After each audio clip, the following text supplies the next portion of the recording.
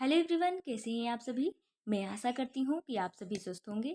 आपके लिए CTET science का क्वेश्चन पेपर लेकर आए हैं जो रिसेंटली अभी 7 जुलाई को एग्जाम हुआ था।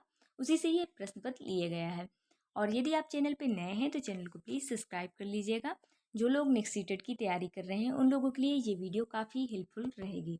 तो चलिए बिना देरी किए हम अपने प्रश्न को देख लेते हैं। आज का हमारा जो पहला प्रश्न पूछा है, इसमें पूछा है निम्नलिखित कथनों को पढ़िए और सही उत्तर का चुनाव कीजिए।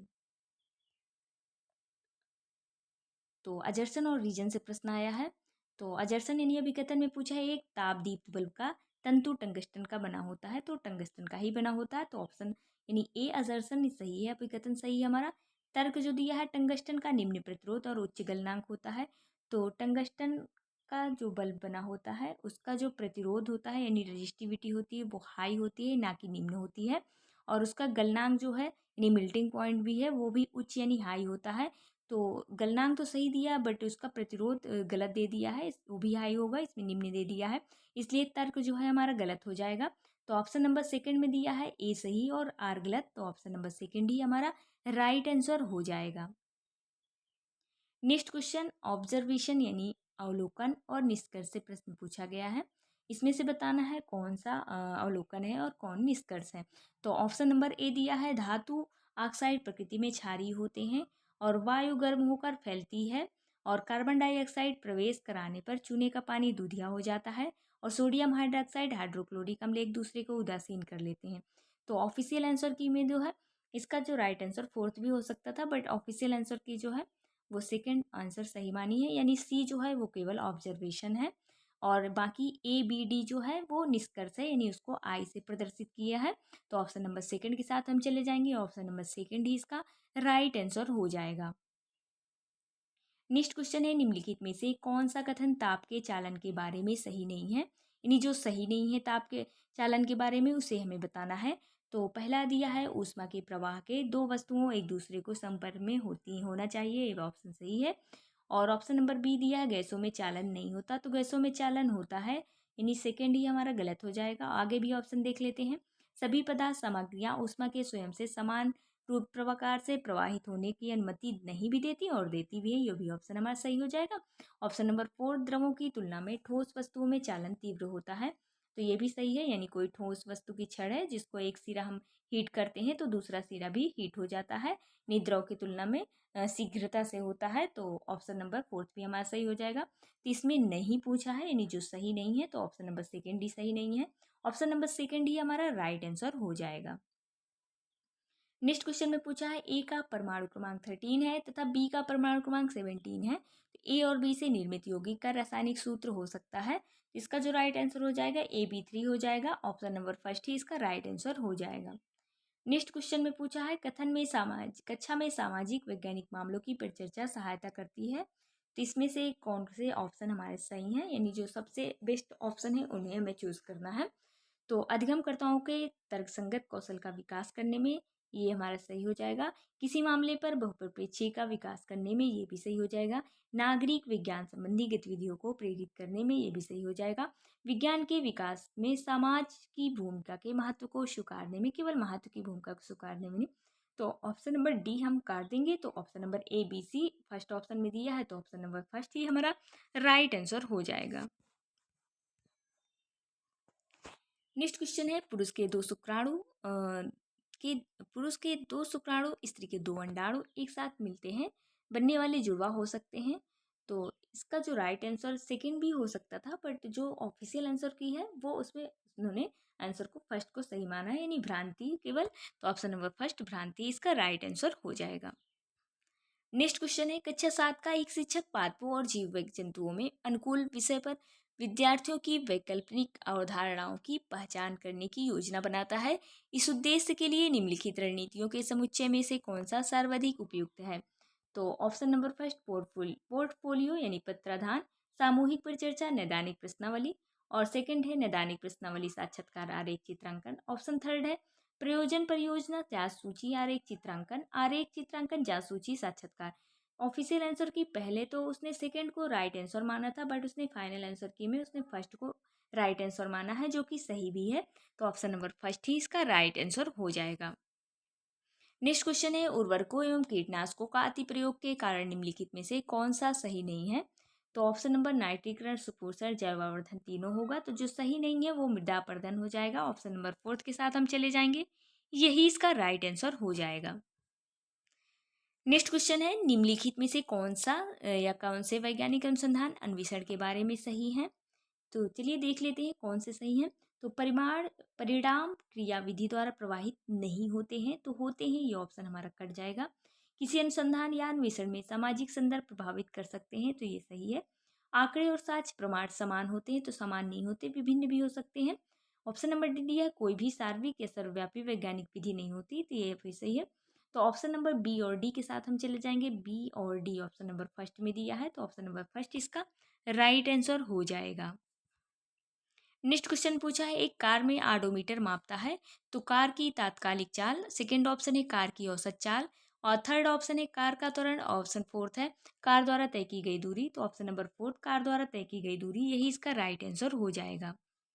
नेक्स्ट क्वेश्चन है निम्नलिखित में से कौन से कथन जल वर्षा जल संरक्षण के बारे में सही है।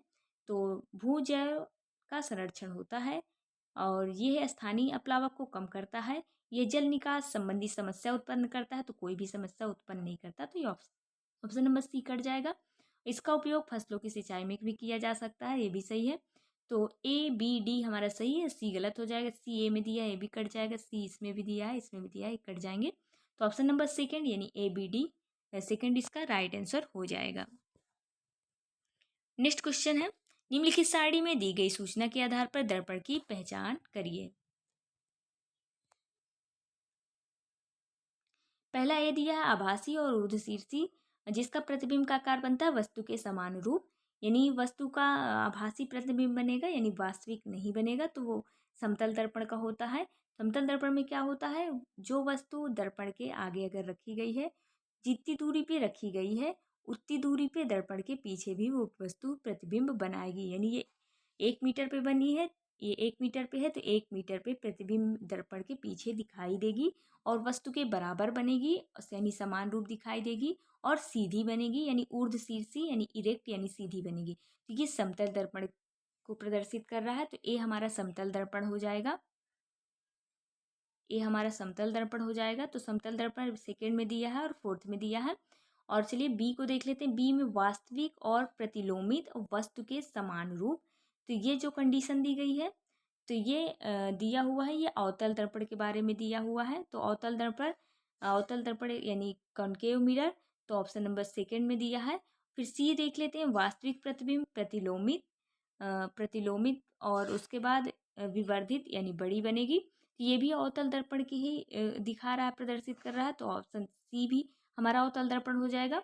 ऑप्शन नंबर डी दिया आभासी ऊर्ध्वशीर्षी, यानी सीधा बनेगी, आभासी बनेगी और आकार में छोटी बनेगी। तो आकार में छोटी जो बनती है वो उत्तल दर्पण का प्रतिबिंब होता है, यानी कॉन्वेक्स मिरर होता है, जिसमें हिंदी में अवमुख दे दिया है। आप इंग्लिश वर्जन देख सकते हैं, कॉन्वेक्स मिरर, अवमुख यानी कॉन्वेक्स मिरर।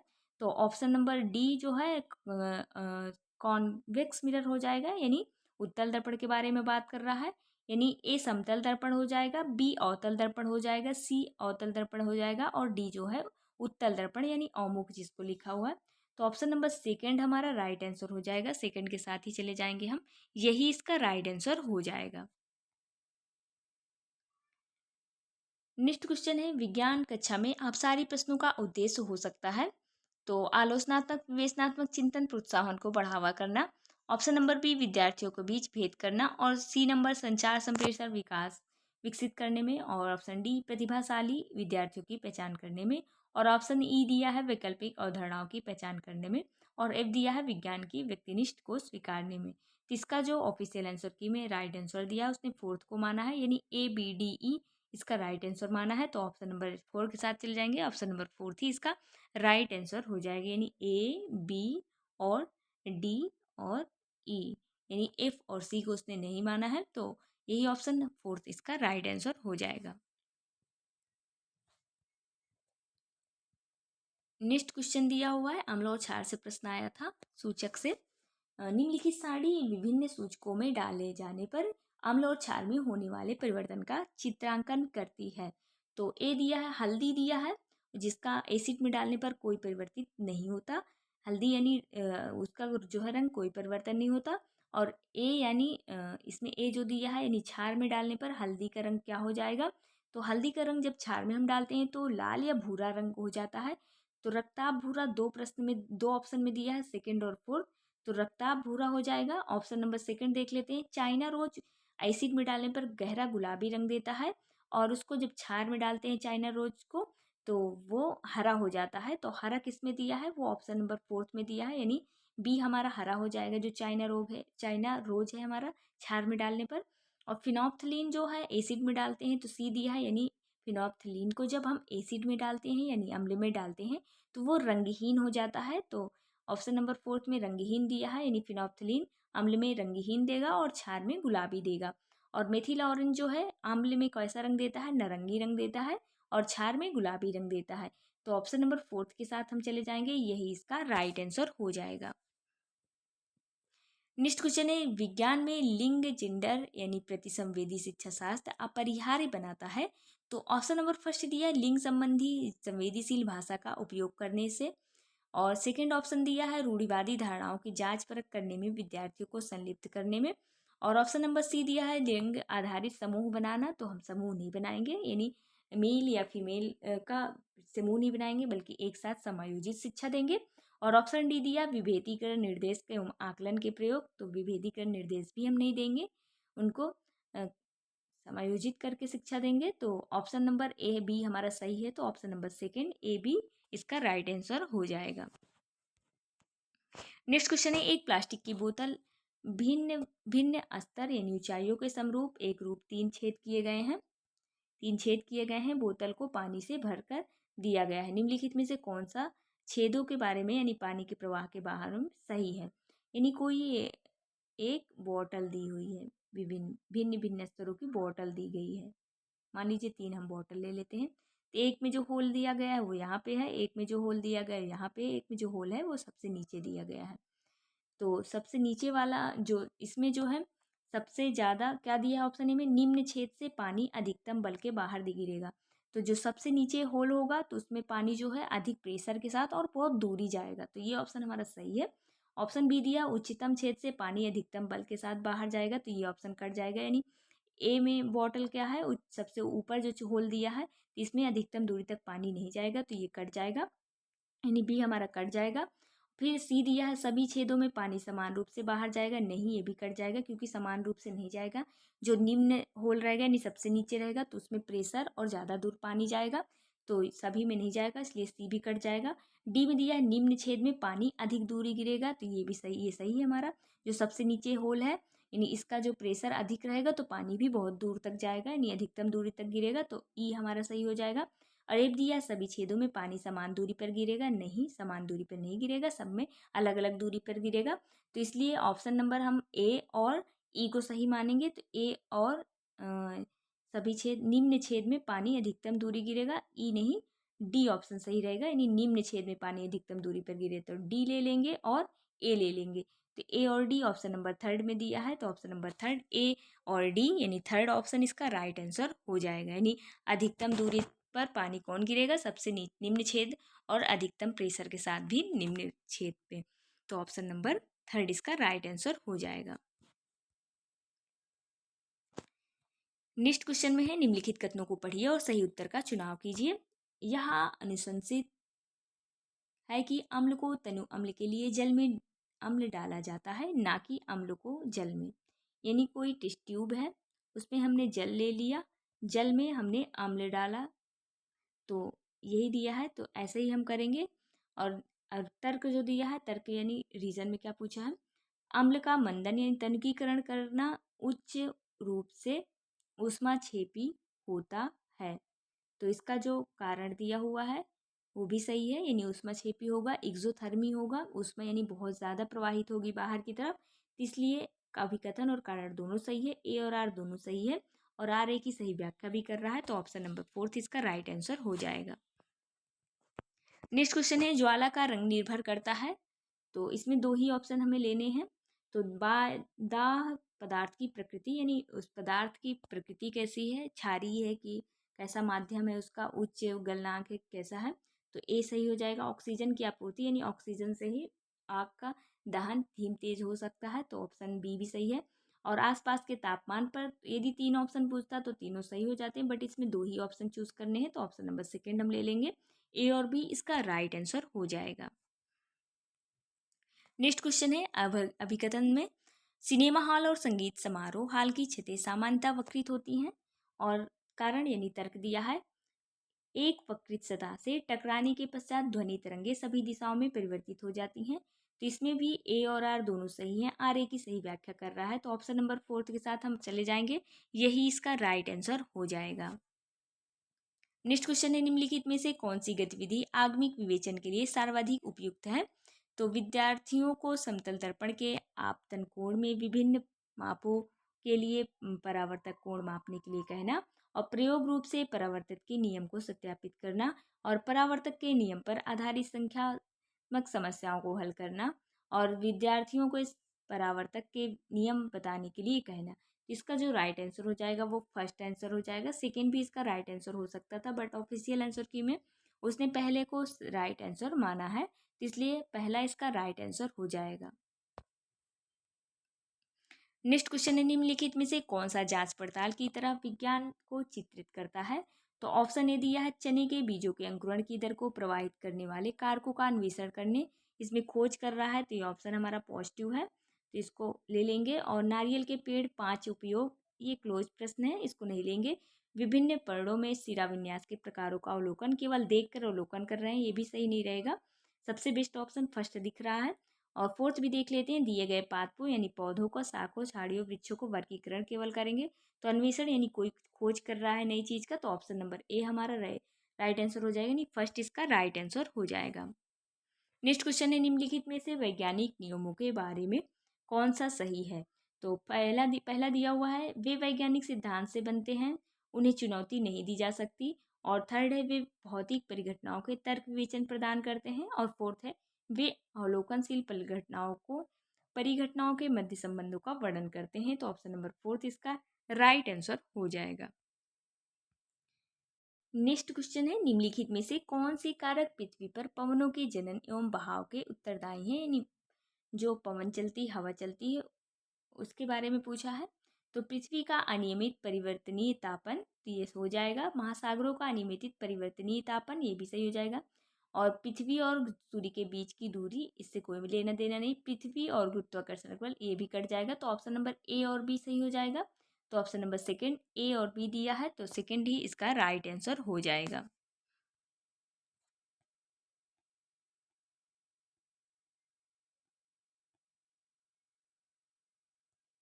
नेक्स्ट क्वेश्चन में पूछा है सुनीता शीत जल के बीकर में पोटेशियम धातु का एक टुकड़ा डाल देती है तथा अवलोकन को लिखती है, निम्नलिखित में से यह कौन सा अवलोकन सही नहीं होगा, तो ऑप्शन नंबर फर्स्ट दिया है ये ऊष्मा शोषी अभिक्रिया है, तो ऊष्मा शोषी नहीं है ना, ऊष्मा क्षेपी अभिक्रिया है, यानी ये एक्सोथर्मिक है ना कि इंडो, तो ऑप्शन फर्स्ट ही हमारा सही हो जाएगा, इसमें नहीं पूछा है। और भी देख लेते हैं ऑप्शन, हाइड्रोजन गैस विकसित होती है, ये सही हो जाएगा।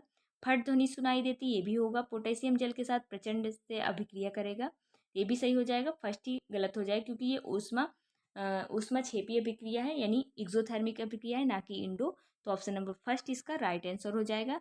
इसमें पूछा था, गलत पूछा था, यानी नहीं होगी, तो ऑप्शन नंबर फर्स्ट ऊष्मा शोषी नहीं होगी, तो यही ऑप्शन राइट हो जाएगा। नेक्स्ट क्वेश्चन निम्नलिखित को पढ़िए और सही उत्तर का चुनाव कीजिए। थल प्राणियों की तुलना में जल प्राणियों का श्वसन दर धीमा होता है, अभिकथन में दिया है। तर्क में दिया है जल में घुली हुई ऑक्सीजन की उच्च मात्रा जलीय प्राणियों की श्वसन दर को प्रभावित करती है। इसका जो दोनों ही गलत दिए हुए हैं, तो ए और आर दोनों गलत हैं, तो ऑप्शन नंबर थर्ड इसका राइट आंसर हो जाएगा। नेक्स्ट क्वेश्चन है निम्नलिखित में से कौन सा विज्ञान में वैकल्पिक अवधारणाओं की विशेषता नहीं है, तो पहला है विचार परिवर्तन प्रतिरोधी होता है, सेकेंड है विचार अवलोकीकृत विशेषताओं से विकसित होती है, और थर्ड है विचार कारण और प्रभाव तर्क को प्रदर्शित नहीं करती है, और फोर्थ है विचार स्थिर होते हैं। तो ऑप्शन नंबर तर्क को प्रदर्शित नहीं करते हैं, विचार कारण को और प्रभाव को। तो विचार कारण और प्रभाव तर्क को प्रदर्शित करेंगे, तो यही ऑप्शन गलत है। तो ऑप्शन नंबर थर्ड इसका विशेषता नहीं है, तो राइट आंसर थर्ड हो जाएगा। नेक्स्ट क्वेश्चन है, नीचे दिए गए कथनों को पढ़िए और सही उत्तर का चुनाव कीजिए। S1 में दिया है प्रकाश संश्लेषण ऊष्मा शोषी अभिक्रिया है, और S2 में दिया है श्वसन ऊष्मा क्षेपी अभिक्रिया है। तो इसका जो राइट आंसर हो जाएगा, दोनों ही सही हो जाएंगे। यानी जो प्रकाश संश्लेषण होती है ऊष्मा शोषी है, इंडोथर्मिक है, और जो श्वसन होती है वो एक्सोथर्मिक है। तो ऑप्शन नंबर S1 S2 दोनों सही है, तो फोर्थ इसका राइट आंसर हो जाएगा।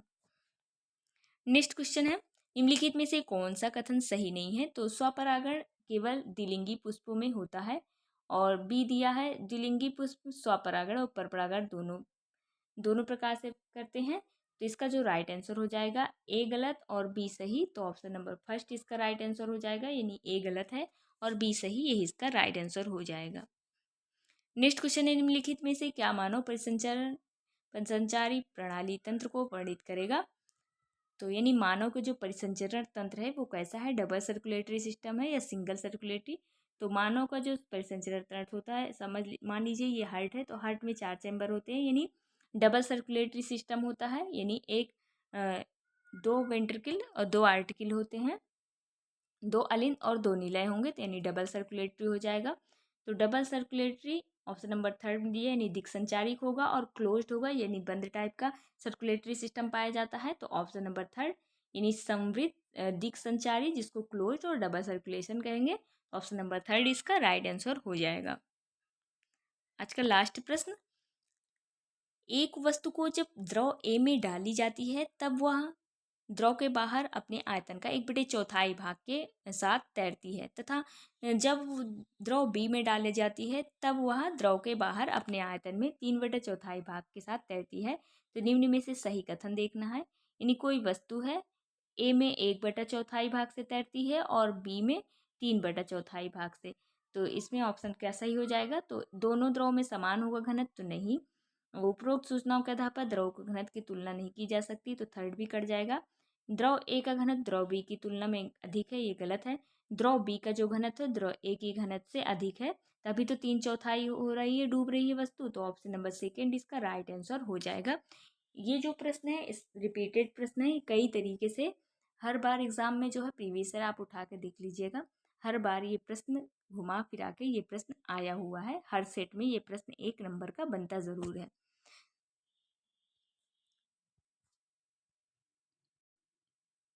यदि वीडियो अच्छा लगा हो तो वीडियो को लाइक शेयर कमेंट करना ना भूलिएगा। धन्यवाद।